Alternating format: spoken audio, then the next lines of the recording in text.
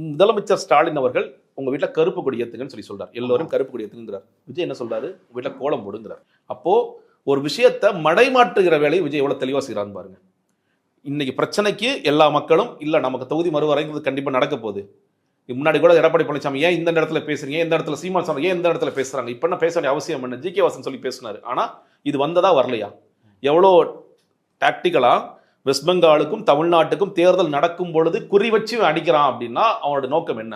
அப்ப இந்த நேரத்தில் பேச தமிழ்நாடு பெருசா எதிர்க்காதுப்பா, விட்டுறலாம்ப்பா, அவங்க எலெக்ஷன் பிஸியில் விட்டுருவாங்க. இல்ல நாங்க விட மாட்டோம், தொடர்ச்சி அங்கே நிற்போம். அப்போ தமிழக வெற்றி கழகம்னு பேர் வச்சுக்கிட்டு இருக்கின்ற தமிழ்நாட்டு மக்களின் உரிமைகளுக்காக போராடுகிற மாநில உரிமை குறித்து பேசுகின்ற விஜய் இதை செய்திருக்கணுமா இல்லையா? நேற்று பேசியிருக்கணும். முதல்ல இன்னும் சொல்ல போனால் தேர்தல் அறிக்கை தள்ளி வைப்போம். முதல்ல நம்ம பேச வேண்டிய மிக முக்கியமான விஷயம் ஒன்று இருக்கு. இன்னைக்கு நம்ம நம்ம ஏற்கனவே நம்ம கருத்துக்களை சொல்லியிருந்தோம். தொகுதி மறுவரை மறுபடி வந்துருச்சு. அதற்கு நான் என்ன சொல்ல போறேன் அப்படிங்கிறத விஜய் ஆரம்பிச்சிருக்கணும். திமுக தலைவர் நகலை எரித்து அந்த போராட்டத்தை நடத்துறாரு. நேற்று நாடாளுமன்றம் வரைக்கும் அது எல்லாரும் அமித்ஷாவும் சரி மோடியும் சரி இதை குறித்து தான் பேசுறாங்க. தமிழ்நாட்டுக்கு ஒன்றும் ஆகாதுன்னு நம்ப வைக்க முயற்சி பண்றாங்க. ஆனா நம்முடைய ஒரு அரசியல் எதிர்காலமே கேள்விக்குறியாக்குன்ற ஒரு மசோதா. விஜய் அது குறித்து பேசல. அவருக்கு தெரியுமா இதை பத்தி? எனக்கு தெரிஞ்சிருக்கும். ஏன்னா அனைத்து கட்சி கூட்டத்திற்கு ஆள் அமிச்சாங்க. அது முன்னாடி அதெல்லாம் செப்டம்பர் 27க்கு முன்னாடி, கரூர் இன்சிடென்ட்டுக்கு முன்னாடி ஒன்று. இன்னொன்று, இன்னைக்கு விஜய் தமிழக மக்கள் பக்கம் நிற்கிறாரா இல்லை பாஜக பக்கம் நிற்கிறாரானா என்னை பொறுத்த வரைக்கும் பாஜக தான் நிற்கிறார். பாஜக காப்பாற்றுற வேலைகளை தொடர்ச்சி செஞ்சுட்டு இருக்காரு. இப்போ நீங்கள் முதலமைச்சர் சொன்ன மாதிரி என்டிஏக்கும் தமிழ்நாட்டிற்குமான போட்டினா அதான் அப்பட்டமாக நடக்குது. இப்போ நீங்கள் தொகுதி மறுவரை மூலியமாக நம்மளோட தொகுதிகளை குறைக்கிறது. அவருக்கு கான்டெக்ட் புரியல, புரிஞ்சு அவர் என்ன பண்ணாரு, இது பாஜகவை நம்ம காப்பாற்றணும் அப்படிங்கிற ஒரு நோக்கத்துல இந்த மாதிரி ஒன்று பேசினார்.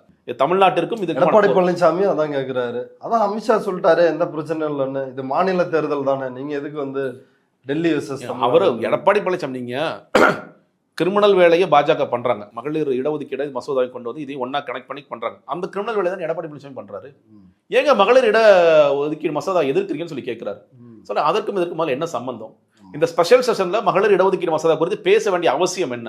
இதை இன்க்ரீஸ் பண்ணாதான் அது வருமா? இப்போ நீ விஜய் போன்றவர்கள் எடப்பாடி பழனிசாமி போன்றவர்கள் எல்லாரும் ஒரே இடத்துல தான் நிற்கிறாங்க. இல்ல நாங்க எங்களுடைய வேலை, அவர் நேரடி உண்மை சொல்ல போனா விஜய் சொல்ற மாதிரி எடப்பாடி பழனிசாமி நேரடி கூட்டணியில் இருக்கார், விஜய் பாஜக மறைமுக கூட்டணியில் இருக்கார். அவ்வளவுதான். மறைமுகமாக பாஜகவை காப்பாற்றும் எல்லா வேலையும் நான் செய்வேன். தொகுதி மறுவரை குறித்து பேச மாட்டேன். இந்த நேரத்துல கோலம் போடுன்னு சொல்லுவேன். இந்த சீர்திருப்பதற்கான வேலைகளை பார்ப்பேன். இன்னும் திமுக கடிச்சிட்டே இருப்பேன். ஆனா திமுக கிட்ட எல்லாம் காப்பி அடிச்சுக்குவேன்.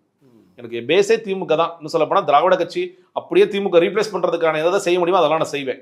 ஆனா திமுக கடிப்பேன். திமுக செய்கின்ற விஷயங்களை நான் செய்ய மாட்டேன்.